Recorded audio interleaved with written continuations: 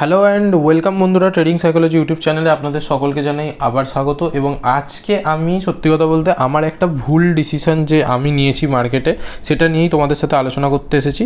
তো আজকে আমি তোমাদেরকে একটু মার্কেট অ্যানালিসিস প্রথমে বলছি, তারপরে আমি বলছি যে আমি ঠিক এক্স্যাক্টলি ভুলটা কী করেছি, তারপরে আমি তোমাদেরকে মানে আমার যা পিএনএল বা আমার যেটা প্রফিট চলছে বা লস চলছে যাই চলুক না কেন সেটা আমি তোমাদেরকে শেয়ার করছি। ওকে, তো যারা যারা এই চ্যানেলে নতুন আছো তারা চ্যানেলটাকে সাবস্ক্রাইব করে নাও, কারণ আমি এরকম আমার নিজের ভুল তোমাদের সাথে শেয়ার করি যাতে কিনা তোমরা ওই ভুলটা না করতে পারো। ওকে, তো চলো রেডি করা যাক আজকের এই ব্যাপারটাকে। দেখো ব্যাপারটা কি হয়েছে, ব্যাপারটা হচ্ছে মার্কেট এখানে কন্টিনিউয়াসলি পড়ছিল হচ্ছে আমাদের ওয়ারের নিউজের জন্য। ঠিক আছে, এটা তো আমরা সবাই জানি। আমি একবার পেনটা অ্যাড করে নিই, দাঁড়াও ওয়েট। হ্যাঁ, তো এখানে আমাদের মার্কেট কন্টিনিউয়াসলি পড়ছিল, সেটা আমরা সবাই জানি। ঠিক আছে, কিন্তু এখানে কি হয়েছিল, এই যে সিনারিওগুলো যখন মার্কেট এখানে পড়েছিল, পড়ে যখন যখন পুল ব্যাকটা দিচ্ছিল, এই জায়গাগুলোতেও আমার কোথাও না কোথাও প্রফিটই বানানো ছিল। বাট ব্যাপারটা হয়ে গেছে যখন এইখানে আসার পরে এই যে বাউন্সটা হয়, অর্থাৎ আগের দিনে আজকে তো ওয়েডনেসডে, থার্সডেতে টুইসডে মানে মঙ্গলবারে কি হয়েছে, মঙ্গলবারে হচ্ছে একটা নিউজের জন্য মার্কেট মোটামুটি 200-400 পয়েন্ট উপরে, 250 পয়েন্টের মতো উপরে খুলে আরও কিছুটা উপরে গিয়েছিলো এবং অনেকটা নেমে এসে তারপরে কোথাও না কোথাও ওই আপার লেভেলেই হোল্ড করে এবং টাইপস অফ ডোজি ক্যান্ডেল তৈরি করে। ঠিক আছে, এবার এইটাকে আমি তোমাদেরকে ডেলিতে দেখাচ্ছি বলে, এটা যদি আমি তোমাদেরকে আওয়ারলি বেসিসে দেখাই তাহলে তোমরা বুঝতে পারবে যে এক্স্যাক্টলি ঘটনাটা কি ঘটেছিল। ঘটনাটা হচ্ছে মার্কেট এখানে একটা ডাউন ট্রেন্ড লো, একটা লোয়ার হাই, এখান থেকে একটা লোয়ার লো বলতে পারো, এটা এখান থেকে একটা লোয়ার হাই ফরমেশান করছে বলে আমি মনে করেছিলাম। ওকে, এটা আমি প্রেডিক্ট করেছিলাম যে হ্যাঁ মেবি এটা এরকমই করছে। আসলে এটা এরকম নয়। আসলে এটা কি করেছে, এটা এরকম আসার পরে এইখানে একটা ফুল ব্যাকটাকে আমি দেখিনি। ওকে, যার জন্য কি না সমস্যাটা হয়ে গেছে যে এই যে সিনারিওটা আমার কাছে একটু অ্যাভয়েডেন্স পেয়ে গেছে, কারণ এটা একটা খুবই ইম্পর্টেন্ট জায়গা যেটা কিনা আমি তোমাদেরকে এখন বোঝাচ্ছি যে এক্স্যাক্টলি ব্যাপারটা কী হচ্ছে। এই ভুলটা তোমরাও হয়তো অনেকে করতে পারো। তোমরা কি ভাবতে পারো যে মার্কেট ডাউন ট্রেন্ডে আছে, মার্কেট যখন ডাউন ট্রেন্ডে আছে ইটস মিন আমরা কি করব, আমরা হচ্ছে সেল অন রাইজ করব। মানে আমরা যখনই মার্কেট উপরে যাবে আমরা কি করব, সেল করব। এটা ম্যাক্সিমাম জনের ইচ্ছা থাকে। তো আমি সেই কনসেপ্টে কি করেছিলাম, আমি হচ্ছে এইখানে এই যে পজিশনটা যেখানে মার্কেট এখানে উঠে পুল ব্যাক দিয়ে এই যে উঠেছে, এইখানের হাইটাতে আমি কি করেছি, সেল করে দিয়েছিলাম। কি সেল করেছি, মার্কেটকে ডাউন সাইডে প্রেডিক্ট করে দিয়ে কল সেল করে দিয়েছিলাম। ওকে, এখানটা করে এই যে 500-র কাছে সিই আমি সেল করে দিয়েছিলাম।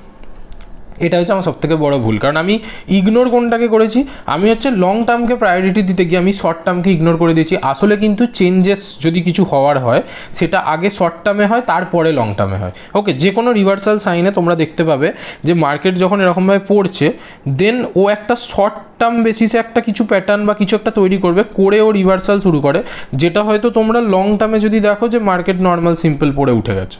এই যে জায়গাটা এইখানে যদি তোমরা শর্ট টাইম ফ্রেমে দেখো তাহলে তোমরা দেখতে পাবে ওর মধ্যেই কিছু একটা এরকম প্যাটার্ন আছে যে সাইড ওয়েজ কিছুক্ষণ করেছে বা কোনো ডাব্লু প্যাটার্ন শর্ট টাইম ফ্রেমে। তো এইখানে কি হয়েছে, এখানে আওয়ারলি বেসিসের থেকে সবথেকে ভালো তোমরা বুঝতে পারবে যদি আমি 15 মিনিটে খুলি। 15 মিনিটে খুললে তোমরা সিম্পলি এই জায়গাটা বুঝতে পারছো যে মার্কেট ডাউন গেছে, হালকা উঠে আবার ডাউন গেছে, এবং যখন গ্যাপ আপ খুলেছে এটা একটা types of W pattern. First of all যদি সেটাকেও তোমরা ইগনোর করো তাহলেও দেখো এটা ছিল মার্কেটের কাছে লাস্ট লোয়ার হাই। তো এরপরে এই যে লোয়ার লো এটাকে মার্কেট ভাঙেনি ফার্স্ট অফ অল। তার মানে কি এখানে যে স্ট্রাকচারটা, সেই স্ট্রাকচারটা ব্রেক হচ্ছে। যে স্ট্রাকচারটা আমরা বলি লোয়ার হাই করতে করতে মার্কেট ডাউনে যায়, সেই স্ট্রাকচারটা ব্রেক হয়ে এখানে লোটা সিমিলার বেসিসে রয়ে গেছে। এবং এখানে যখন ওপেন হয়েছিল, ওপেন হওয়ার পরে তো নেমেছিল সেটা পরের কথা, কিন্তু এইটা আমাদের কাছে তখনের জন্য লোয়ার হাই হয়েছিল। এবার সেটাকে যখন মার্কেট ভাঙছে, এইটা কিন্তু একটা চেঞ্জ অফ ক্যারেক্টারিস্টিক্স, মানে এখানে মার্কেট নিজের ট্রেন্ডটাকে চেঞ্জ করতে চাইছে।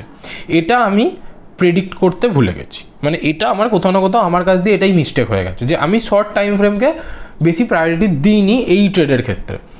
আমি এমনি টাইমে শর্ট টাইম ফ্রেমেও দেখি যে মার্কেটে কোনো রিভার্সাল সাইন আছে কিনা, কোনো XYZ কিছু আছে কিনা। তো যাই হোক, সেটা এখানে আমার দেওয়া হয়নি, যেটা আমার সবথেকে বড় ভুল হয়ে গেছে। এবং কালকের দিনে যখন আমি মার্কেটে কাজ করেছিলাম তখনও এখান থেকে পড়েছিল, তখন পর্যন্ত আমাকে 600 টাকার মতো প্রফিট দেখাচ্ছিল, ঠিক আছে, 600 টাকা প্রফিট। বাট ওই যে ব্যাপারটা হয়ে গেছে যে এইখানে মার্কেট যখনই হাই ভেঙে হায়ার হাই ফরম্যাট করেছে, ইট মিনস এটা কোথাও না কোথাও একটা টাইপস অফ মানে ট্রেন্ড রিভার্সাল বলতে পারো তোমরা। তো সেটা এখানে মার্কেট করেছে এবং সেটা করার জন্য আজকের দিনে মার্কেটটা দেখো।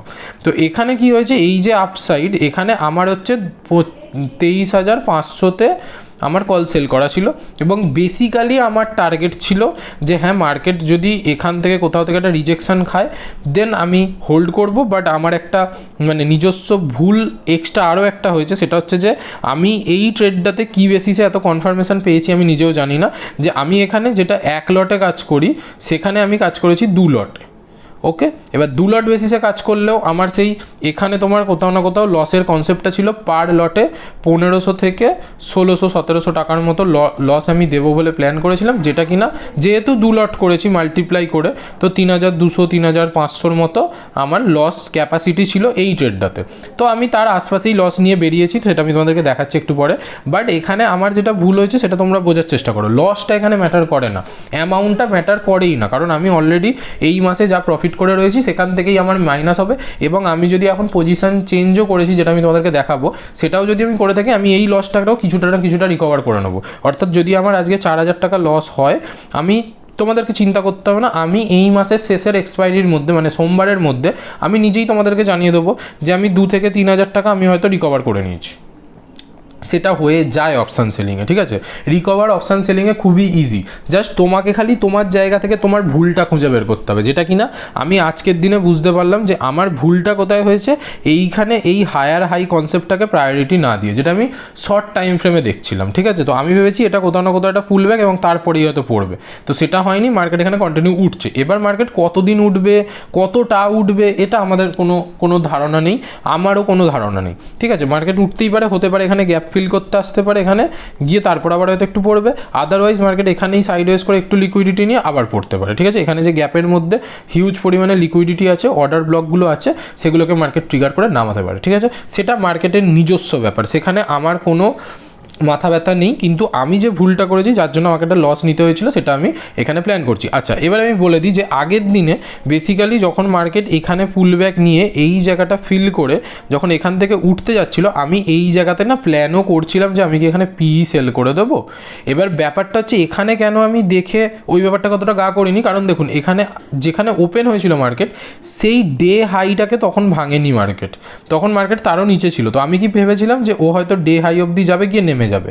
এবার ডে হাইয়ের উপরে ও এইখানে উঠেছিল, এটা আমি কি দেখেছিলাম যে এখানের যে গ্যাপটা ছিল ওটাকেও ফিল করতে নামছে এবং এসে কোথাও না কোথাও যখন ডাউনে প্ল্যান করছিল, এই যে বড় রেড ক্যান্ডেলটা যেটা হচ্ছিল, এই যে ক্যান্ডেলটা, এই ক্যান্ডেলটায় আমার প্ল্যান হয়েছিল এবং তারপরে কোথাও না কোথাও আমার পরে কিছুটা গিয়েছিল, আমাকে কিছুটা প্রফিটও দেখাচ্ছিল। বাট ওই যে কনসেপ্টটা হচ্ছে যে শর্ট টাইম ফ্রেমে মার্কেট ট্রেন্ড চেঞ্জ করে দিয়েছে, সেটা আমার দেখা হয়নি।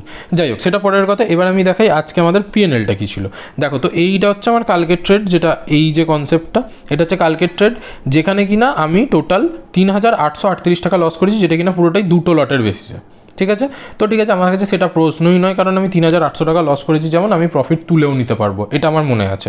মানে এটা আমি জানি অন্তত 1,000-1,500 টাকা লস থাকতে পারে হয়তো এই পজিশনটায় ভুল কাজ করার জন্য। দেখুন, মার্কেটে আপনি যখন ভুল করবেন, ফার্স্ট অফ অল আপনি কখনো নিজেকে এটা ভাববেন না যে আমি ভুল করেছি তারপরেও আমি প্রফিট নেব, এটা সবথেকে বড় ভুল।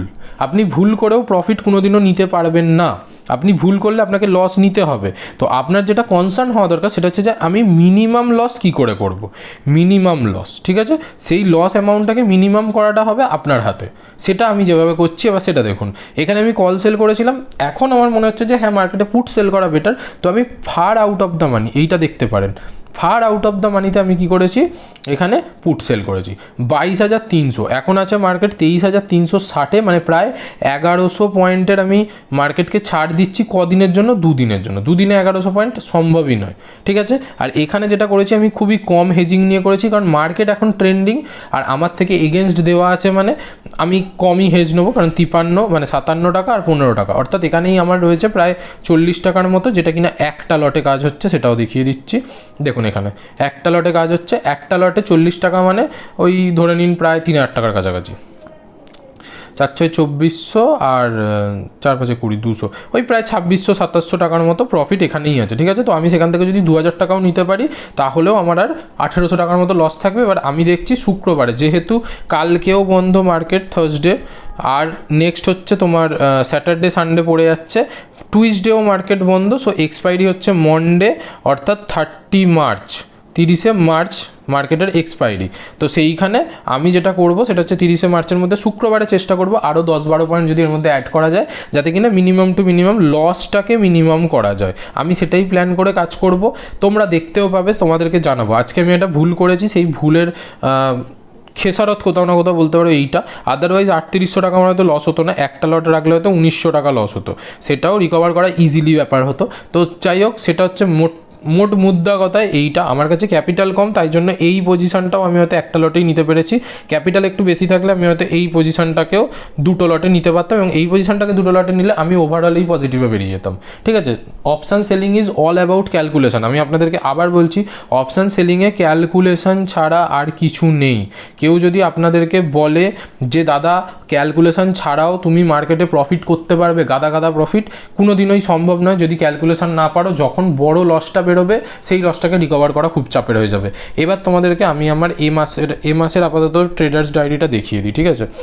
আপাতত এ মাসে যেটা ঘটে আছে এবং সেটা হচ্ছে যে 17,800 টাকার মতো আমার প্রফিট চলছে আপাতত। এবং এখানে যদি তুমি দেখো, যে দেখতে পাবে, দেখো আমি টোটাল 18টা দিনের মধ্যে 11 দিন ট্রেড করেছি, তার মধ্যে 7 দিন প্রফিট, ঠিক আছে। মানে মাত্র 4 দিন লস, 4 দিন লস, 7 দিন প্রফিট। এবং প্রফিটের সাইজগুলো দেখো, যখন লস করেছি আমি 1000 টাকা, আচ্ছা এই সাইডটা বাদ দাও, উইথ ব্রোকারেজ নিয়ে এইটা, এদিকেরটাও যদি দেখো তোমরা, তাহলে দেখো 1200 টাকা ম্যাক্সিমাম লস এখনও পর্যন্ত। আজকেরটা সবথেকে বড় লস হবে, 1200, 1000, 2000, 3000 এরকম লস রয়েছে। বাকি 600 টাকা, 73 টাকা, 1000 টাকা, 1200 টাকা এরকম লস, এগুলো একটা লটে। ওটাও যদি আমি একটা লটে করতাম তাহলে আমার কত লস হতো? 2000-এর মধ্যেই থাকতো, ঠিক আছে। কিন্তু যখন আমি প্রফিট করেছি ব্রোকারেজ বাদ দিয়ে, দেখো 2400 টাকা, 2000 টাকা, 900 টাকা, 8100 টাকা প্রফিট। জাস্ট ইম্যাজিন, সেই তুলনায় তো আজকের ওই দুটো লটে লসটা কোনো ব্যাপারই নয়। এটা যদি আমি দুটো লটে করতাম তাহলে ভাবো 16,000 টাকা প্রফিট হতো, ঠিক আছে। সেখানে 2300 টাকা, এখানে 4,200 টাকা, এখানে 700 টাকা। তো যখন যেরকম হয়েছে করেছি, ঠিক আছে। তো ওভারঅল সব কিছু মিলিয়ে আমি এখন মোটামুটি 17,000 সামথিং প্রফিটে আছি, ঠিক আছে। তো এই যে প্রফিট, এখান থেকে হয়তো 3,000 টাকা বেরিয়ে যাবে এবং ওইদিকে 2,000 টাকা রেডি হচ্ছে, যেটা কিন্তু আসার জন্য। তো এই হচ্ছে আমার ওভারঅল পিএনএল এই মাসে। যে মাসে হচ্ছে মার্কেট টু মাচ ভোলাটিলিটি, সেই মাসেও আমি খালি আমার একটা ভুলের জন্য, আমি তোমাদেরকে আবার বলছি, একটা ভুলের জন্য আমি এখনও বলতে পারো ওই 3,000 টাকা লসটা যেটা দেখছো তোমরা, সেটা অ্যাড হয়েছে। আদারওয়াইজ সেটাও অ্যাড হতো না, কোথাও না কোথাও হয়তো আরও একটু কিছু প্রফিট হতো এখানে, ওকে। তো যাই হোক, সেটা বড় কথা নয়, প্রফিট লস হতে থাকবে মার্কেটে। ওভারঅলে তোমাকে প্রফিটে থাকাটাই হচ্ছে মেন ব্যাপার। আর একটা কি, সেটা হচ্ছে যে আমি মাত্র 70,000 থেকে 80,000 টাকা ক্যাপিটাল ইউজ করি, এটা মাথায় রাখবে। তো এইখানে আমি এর থেকে বেশি ক্যাপিটাল ইউজ করি না খুব একটা। বাকি আমার একটা স্টক এখানে বাই করা আছে, সেটা লসে আছে, সেটার কথা বাদ দাও, সেটাকে প্লেজ করে কিছু টাকা মার্জিন রয়েছে। ওই জন্য মার্জিনে আমি অনেক সময় 1,20,000-এর মতো মার্জিন পেয়ে যাই, কিন্তু আমার ইউটিলাইজড হয় 70 থেকে 80,000 খুব বেশি হলে, ঠিক আছে। ওর বেশি আমার ইউজ হয় না। এবারে কি হয়, কখনো কখনো এক্সপায়ারি সামনাসামনি চলে এলে তোমার একটু মানে মার্জিনটা বেশি রিকোয়ার্ড হয়, তার জন্য এইটা বাফারে চলে যায়, ঠিক আছে। তো আশা করছি আমি বোঝাতে পেরেছি। তো 70-80,000 টাকায় তোমরা জাস্ট ইমাজিন করো, এখনও পর্যন্ত 18,000 টাকা প্রফিটে আছি, এবং সেখান থেকে যদি আরও কিছু কমেও যায়, আমি ধরে নিচ্ছি 15,000 টাকা যদি আমি প্রফিটেও থাকি, 70-80,000 টাকায়, 80,000 টাকায় 15,000 টাকা প্রফিট মানে কত? 8 দুগুণে 16, প্রায় 20%-এর কাছে, প্রায় 20%-এর কাছে।